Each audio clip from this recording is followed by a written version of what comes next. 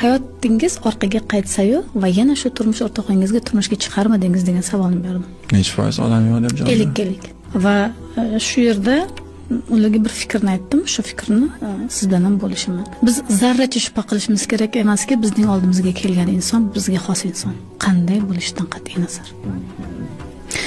Bizga xos bo'lmagan inson bizning hayotimizga kirib kelmaydi. U kirib keldimi, u yomondir, u johildir, u xiyonatkordir. Farqi yo'q. U sizning ustozingiz.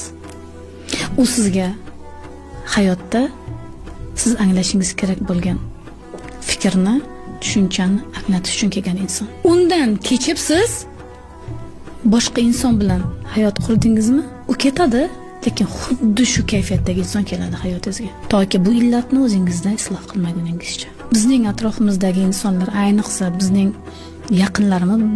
yaqinlarimiz bu bizning ko'zgumiz.